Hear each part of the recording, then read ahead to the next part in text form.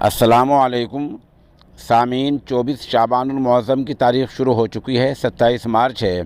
Social India news में आपका खैर मक़दम है। ख़बर का उन्वान है कत्ल या ख़ुदकुशी। आपके इल्म में ही होगा कि 24 घंटे पहले मगरबी यूपी के ज़िला शामली के कस्बा कैराना के कॉन्वेंट स्कूल में एक तालिबा तीसरी मंजिल से गिर गई थी। स्कूल की तीसरी मंजिल से गिर गई थी और उसकी मौत हो गई थी। कल भी ये बात सामने आई थी कि सारा काम मशकूक और मुश्तबा हालात में हुआ है। कल घर वालों ने बग़ैर किसी तिब्बी कार्रवाई के, बग़ैर किसी सरकारी कार्रवाई के लाश का अंतिम संस्कार कर दिया था।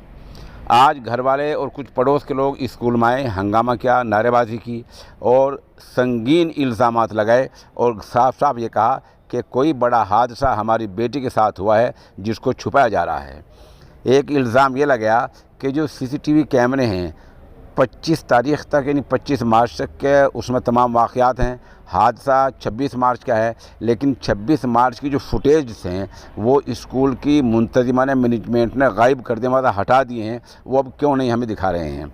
घर वालों ने ये भी कहा कि हमारे घर पर कल स्कूल का पूरा अमला, प्रिंसिपल है, मैनेजर हैं, पढ़ाने वाले हैं, सब गए थे और दबाव डालकर लाश का अंतिम संस्कार करा दिया गया था और वादा किया था कि सीसीटीवी कैमरे की तमाम फुटेज दिखाएंगे। लेकिन आज 26 मार्च की कोई फुटेज उन्होंने नहीं दिखाई। घर वाले मुश्तिल हो गए और आज फिर सीधे सीधे घर वाले पुलिस थाना पहुंच गए, जहां 4 आदमियों के ख़िलाफ़ रिपोर्ट दर्ज कराई है।